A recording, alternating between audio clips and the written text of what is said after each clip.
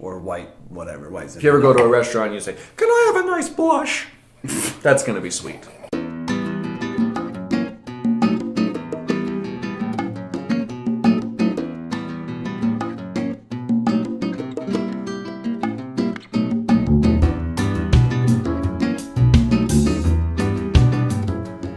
All right, let's drink some wine. Hi, everyone. We're the Wine Brothers. I'm Bryan. And I'm Paul. And we're diving into northern Spain in Rioja. Rioja being by far the most recognizable region, DO, of Spain. Spanish wine. It's, very, very classic.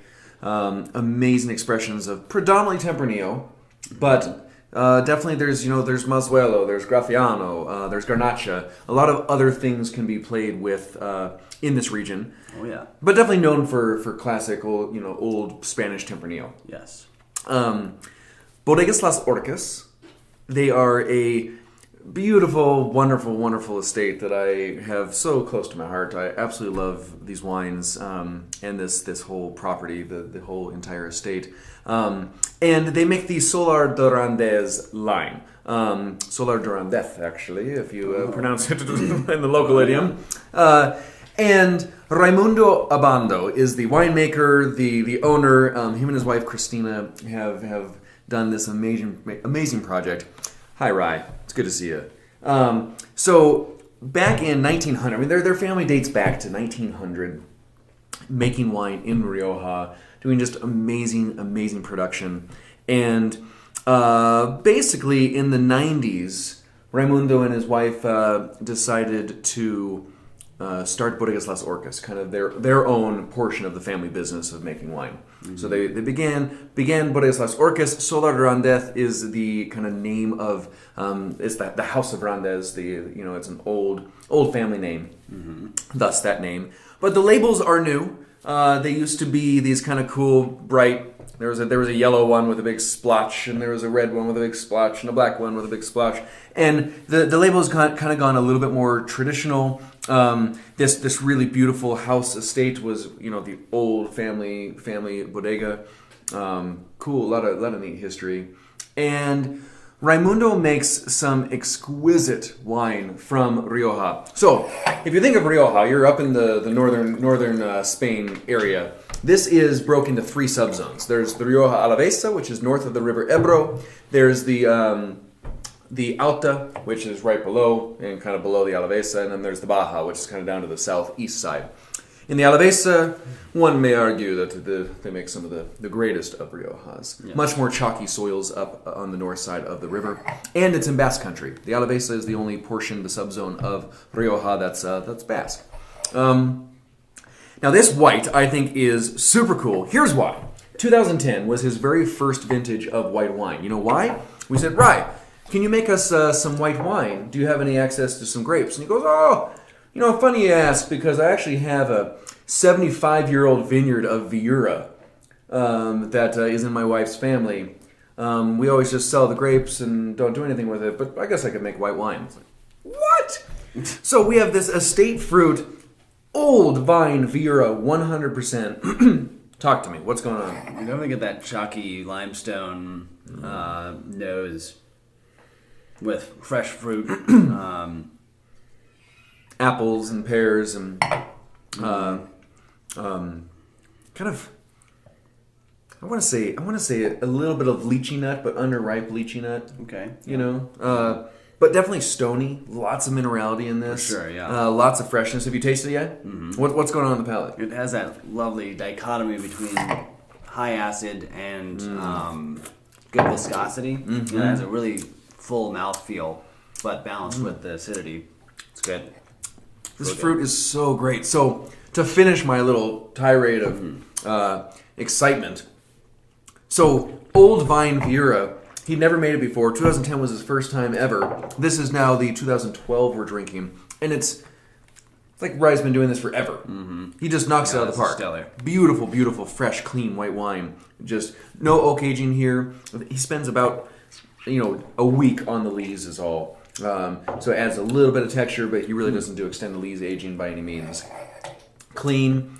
It's cool. It's really good. Isn't that awesome? Mm-hmm. So now moving into his Rosado, his rosé. Now what's kind of fun is Rye does two different styles of rosé, and this was the first time where he decided to go ahead and do a more French, Southern French Provençal style of a rosado from Spain. Typically, you see Spanish rosés that are just dark pink. They have this rich, cool color to them. And this is what you see when you find rosé from Southern France, or just France in general. This is 60% Garnacha, 30% Viura, the white varietal, 10% Tempranillo. So a really beautiful little expression of all the grapes, and I love this wine. What do you got? It's got acid, which is good. Acid. I think rosé needs to have good acid. It's meant for drinking on the porch during sunset in summer. Don't think pink means sweet. No, it's not sweet at all. It's not sweet at all. Pink wines are dry. Rosé is dry.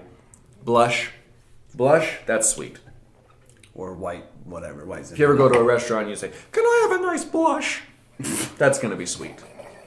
And if you say, "Can I have a nice rosé?" That's going to be dry.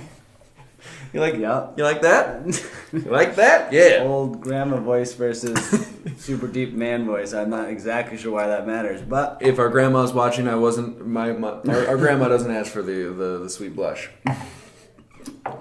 She gets down and dirty with the hardcore stuff. Mm-hmm.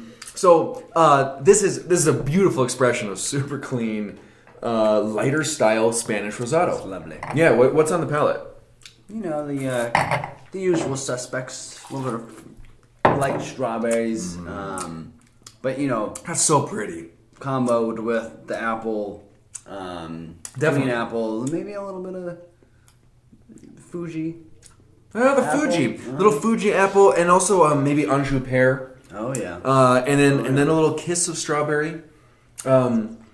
And it's really pretty. The fruit's really clean. It's very accessible. This is kind of the bridge to any gap of like, oh, I like white wine. Oh, I like red wine. Oh, you like rosé. Oh yeah. Look at me. They're super hot right now. Super hot. This is sexy rosé right here. Mm-hmm. This is beautiful. Super clean. Now, Raimundo does some. In their vineyards, he's very sustainable. Doesn't add up herbicides, pesticides, or anything. So keeps it really hands-off approach. This is his Joven. Joven meaning young. So this is 100% Tempranillo, coming from a more younger vine Tempranillo. So about 15-year-old vineyard that has both north-facing slope and south-facing slope. Picks them like about a week apart, but it really adds just this extra depth without having to dive into oak. And what's super cool about his estate? He filters. You work in a winery. They have their big fermenting vats, and when they do their pump overs during fermentation, the only filter that they use is a big old bundle of last year's grape stalks. So like all the vines, and they cut them up, put them into a bundle, shove them in a hole, and use that as their kind of thing. It's kind of cool. Actually, this year we utilized that. We didn't use the vines. We used the stems of the made a little nest of stems and shoved it in there. But, nice. But it was based off of that particular. Off of Raimundo. Yeah. Oh, Rai, you're so influential. So if you ever get a chance to meet Raimundo Obando, we're talking one of the greatest guys you'll ever meet in your life. Just amazing stand-up, quality gentleman, and he makes gorgeous wine. So talk to me about the Joven.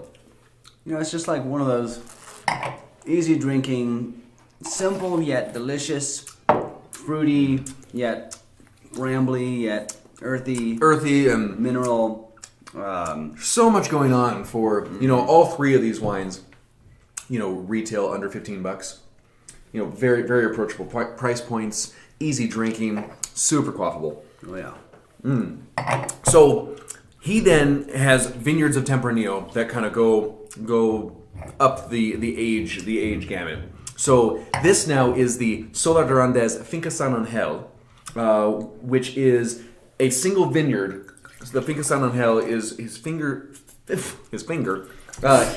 single vineyard Crianza, essentially. But we're not really calling this for focusing on the aging, but technically you could call this a Crianza. Crianza, if you don't use that dialect that's so natural in my blood. This is 90% Tempranillo, 10%.